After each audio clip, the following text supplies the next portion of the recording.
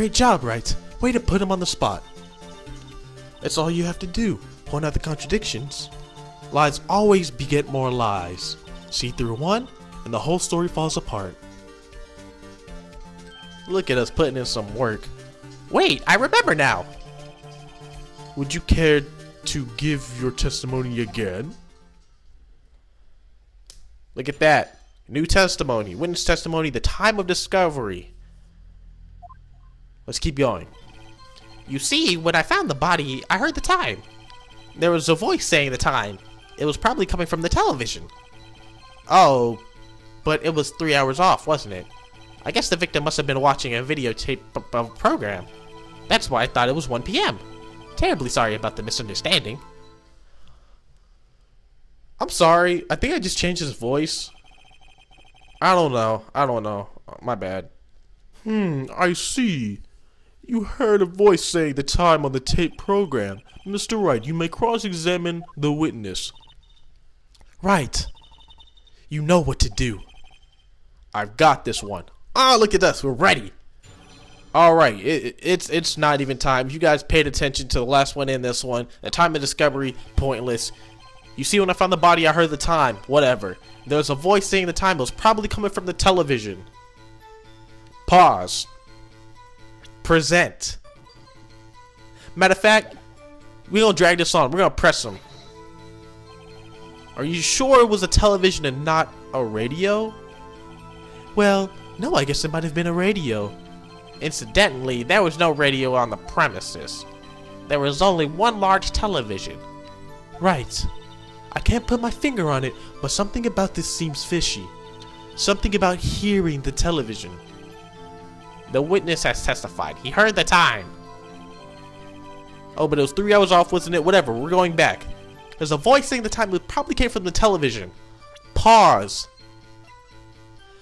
Wasn't there a blackout? Let's do it. Hold it right there. The prosecution has said there was a blackout at the time of the discovery. And this record proves it. You couldn't have heard the television or a video. Yeah. The defense has a point. Do you have an explanation for this, Mr. Sawit? No, I find it quite puzzling myself. Wait, I remember now. Mr. Sawit, the court would prefer to hear an accurate testimony from the very beginning. These constant contradictions are harming your credibility. That and you seem rather distraught. My apologies, Your Honor. It must have been the shock of finding the body. Well, very well, Mr. Sawit. I have no idea why I decided to add in another word. Let's hear your testimony once more, please. You guys know video games. 3 times charm. Actually, I didn't hear the time. Or I didn't hear the time. I saw it. There's a table clock in the apartment, wasn't there? Yeah, the murder weapon. The killer used it to kill the victim, or to hit the victim. That must have been what I saw. Huh? You saw a clock? I guess that would explain it. The defense may cross-examine the witness. Gladly. You better get this motherfucker work. Yeah. Hearing the time. Because we're going a little bit longer to get this out the way. Actually, I didn't hear the time. I saw it. By the way, I did just realize that I actually changed his voice. We're going to actually stick with the one I've been using. So he said that he saw the time. There's a table clock in the apartment, wasn't there? I don't remember that. Yeah, the murder weapon. The killer used it to hit the victim. Press. The murder weapon? Yes, the table clock that was used as a murder weapon. That's what I just said. Did you doze off in the middle of my testimony or something? Something's fishy here. Wait a second. Basically, if you press and you get a reaction like that, you know something's up. So we're going to go back to it. Let's go and check our court record real bit. Let's go to the statue. a statue in the shape of the Thinker. It's rather heavy. This thing has nothing about it being a clock. Let's present it. Wait just a moment. The murder weapon wasn't a clock. It was a statue. Now how is it supposed to be a clock? Or how is it supposed to be a clock? You with your objections and your evidence, just who do you think you are? Just answer the question, Mr. Sawit. Hey, I saw it there, okay? That's a clock. Your Honor, if I may. Yes, Mr. Payne. As the witness stated, the statue is indeed a clock. The neck is a switch, you just tilt it and it says the time out loud. And it doesn't look like a clock. I submitted it as a statue. My apologies. Oh, way to save him, you fool. I see. So the murder weapon was a table clock after all. Well, Mr. Wright, it appears that the witness testimony was correct. This is a clock. Do you have any problems with his testimony now? Actually, I do. We're gonna hit yes. Your Honor, there is a gaping hole in this witness testimony. The only way he could have known the weapon was a clock was to hold it in his hands. Yet the witness testified that he never entered the apartment. Clearly, a contradiction. Indeed. The witness knew it was a clock because he went into the apartment or knew the victim. I'm not gonna choose the second one. We about to pull this man out as the murderer. He went into the apartment. You're lying. You were inside the apartment on the day of the murder. Oh yeah? Prove it. Prove I went in there. I'll do better than that. I can prove you were the one who killed her. You struck her with the clock, and the shock of the blow triggered the clock's voice. That was the sound you heard. Oh! Order in the court. Intriguing. Please continue, Mr. Wright. Yes, Your Honor. Hey, I hope that I actually line this up right. This is my favorite music from this game, man. Mr. Sawit, the sound must have left quite an impression on you. Understandable, since the murder weapon spoke just as you hit the victim. That voice was burned into your mind. That's why you were so certain about the time. What's the meaning of this? This is all baseless conjecture. Baseless? Just look at the witness' face. Would the witness care to elaborate? Did you strike the victim with the clock? That day, I never. Look, the clock, I heard, no, I mean, I saw it. Okay, can you not? Shut up. I hate you. It was him, I tell you. I saw him. He killed her, and he should burn. Burn! Give him death! Okay, bro, you can calm down now. Order in the court, I say. Your Honor, a moment, please. There isn't a shred of evidence supporting the defense claims. Mr. Wright. Yes, Your Honor? You claim the sound the witness heard came from the clock. Do you have any evidence?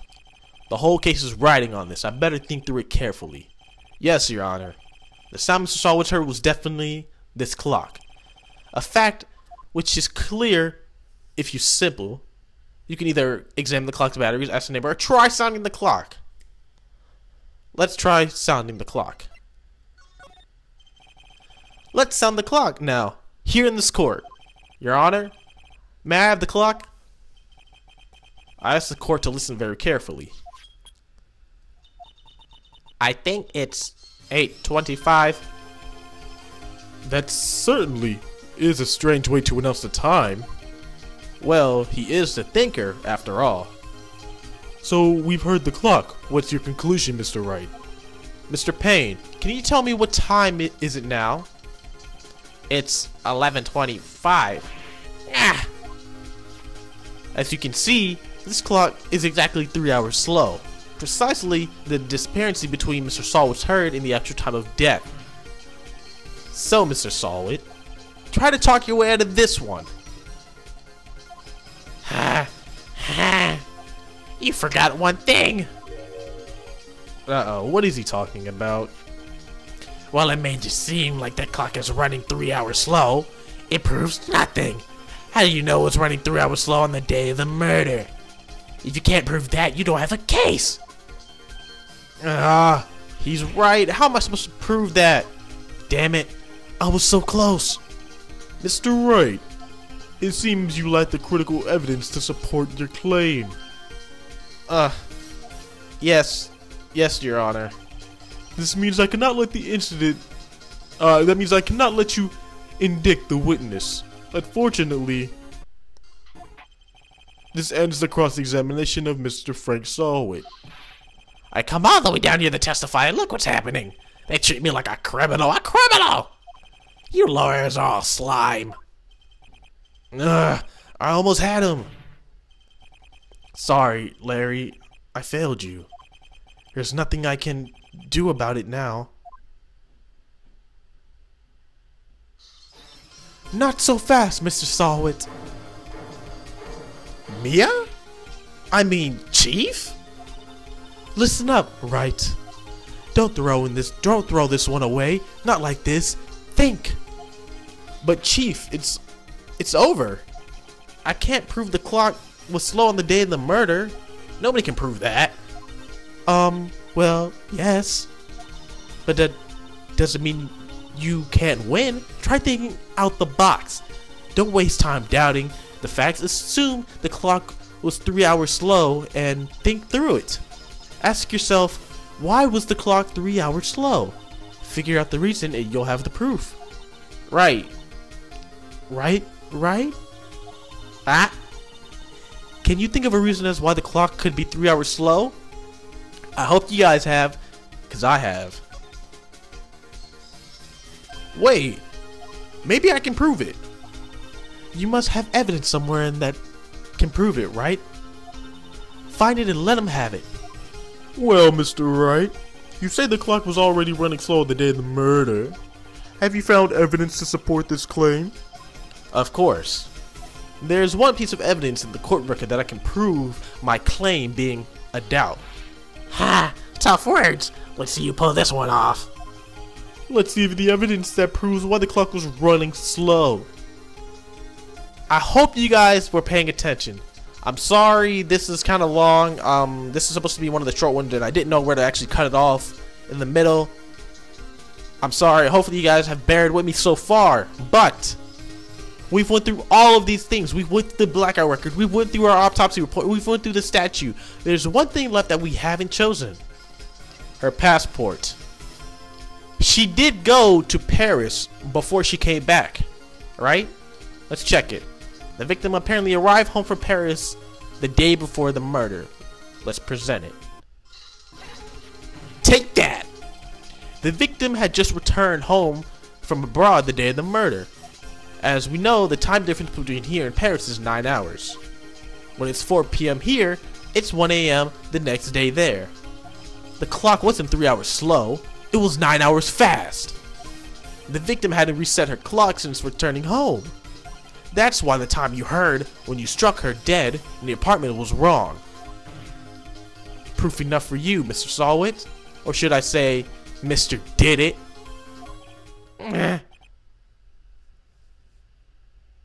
Oh my, okay, he's out. Homeboy's out for the count. Order, I say.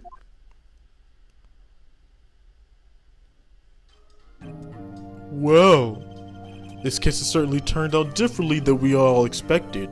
Mr. Payne, your client? He was arrested and just been taken away, Your Honor. Very well. Mr. Wright? Yes, Your Honor. I have to say, I'm impressed. I don't think I've ever seen someone complete a defense so quickly and find the true culprit at the same time. Thank you, Your Honor. At this point, this is only formality, but his court finds the defendant, Mr. Larry Butts, not guilty. There we go. Long as hell, but we did it. And with that, the court is adjourned. It turns out that Frank Salwitz was a common burglar. He posed as a newspaper salesman to check and see when people were out of their house. That day, when Larry went to her apartment, the victim wasn't home. After he left, Mr. Salwitz let himself do his dirty work. While he was searching her place, the victim returned. Flustered, Mr. Salwitz grabbed the nearest blunt object he could. And there you go. August 3rd, 2:32 p.m. District Court, Defense Lobby number 2. Ooh, I still can't believe if we won. Right. Good job in there. Congratulations. Thanks, Chief. I owe it all to you. Not at all. Not at all. You fought your own battles in there. It's been a while since I've seen a trial on such a satisfying note. I've never seen the Chief looking this happy. If she's this glad, I imagine how Larry must feel. My life is over. Larry, you're supposed to be happy. What's wrong now? Aw, Nick. Don't worry about me. I'll be dead and gone soon. Good. Wait, no, I mean bad. Larry, you're innocent. The case is closed. But my Cindy Wendy's gone, man. She's my fucking cinnamon apple, gone forever. Larry, she was, never mind. Congratulations, Harry. Harry? Yes, you. I can practically see the headlines now. Harry Butts, innocent. Thanks. I really owe you one. I won't forget this, ever. Let's celebrate. Dinner, movies, my treat. Oh, no, I couldn't. Hey, I was the one who got you off the hook. Oh, wait, that was me. Okay, whatever. Oh, hey. Here, take this. It's a present. A present? For me? Wait, wasn't this the evidence that... Actually, I made this clock for her. I made one for her and one for me. Really? You made this? Well, thank you. I'll keep it as a memento. Yo, Nick, can you believe it? I was so into this chick, and she just played me for a fool. Don't that make you just want to cry? Larry. Are you so sure? Excuse me? I think she thought quite a lot of you in her own way. Nah, you don't have to sympathize with me. It's okay. Oh, I'm not sympathizing, really. Isn't that right? Don't you have something to show your friend? Something that proves how she felt about him? Huh? Oh, yeah, right. What the heck is she talking about? There's only one thing. I mean, she kept the statue, didn't she? Check this out, Larry. Proof positive you weren't just some chump to her. Huh? Where'd you get that clock? This is the one you made her, Larry. She took it with her when she traveled. She probably just needed a clock, that's all. You think so? It's a pretty heavy clock to take traveling. Well, make of it what you will. Hey, Nick. I'm glad I asked you to be my lawyer. Really, I am. Thanks. Hope that made him feel a little better. Right? I hope you see the importance of evidence now. Also, hopefully you realize things change depending on how you look at them. People, too. We never really know if our client are guilty or innocent. All we can do is believe in them. And in order to believe in them, you have to believe in yourself. Right? Listen, learn, grow strong. Never let go of what you believe in. Never. Well, I think our work here is done. Shall we be off? Yeah, I guess so. Say, how about dinner on me? We'll drink a toast of innocence butts. Yeah. Oh, speaking of Harry, you were saying the part of why you became a lord was because of him? Yeah, part at least. You'll have to tell me more about it sometime, maybe over drinks. Oh, we about to get freaky, miss, you already know. And so, my first trial came to a close. Larry slapped me on the back and said, "Gee, Nick, it's good to have friends." But I'm sure he's not gonna pay me unless you count the clock he gave Mia. I didn't know it then. But that clock was soon going to be at the center of another incident. And my promise to tell the chief about me and Larry would be one promise that I wouldn't be able to keep. Wow! What a way to end it, right? So, we're actually going to save the game for once. And, I'm actually don't know if I'm actually going to, keep this record and put it into 2. You guys aren't supposed to see this. Don't look. Don't look. Don't look. Don't look. You're not even actually supposed to see this because I actually played this game before. It doesn't really keep it as it was before. Before it would say that we finished first Turnabout and then Turnabout Sisters would be next. But it's the fact that the whole background would be blacked out and we would only see Turnabout Sisters. So, I don't know if I'm going to make this into 2 episodes. I probably will. But if not, thank you guys for watching this long episode. If so, thank you guys for watching both episodes, even though there wasn't really an ending to the first one. If you guys actually want me to do each episode per or by episode, if that makes sense, go ahead and leave that in the comment section below. If not, then I'll probably just go back to the original. I'll probably just record it all in one and then go and chop it up into different sections of each case. But we just finished episode 1, the first Turnabout. In the next episode, we will start episode 2, Turnabout Sisters. Thank you guys for watching this video. Don't forget to rate, comment, and subscribe. And I will see you all next time.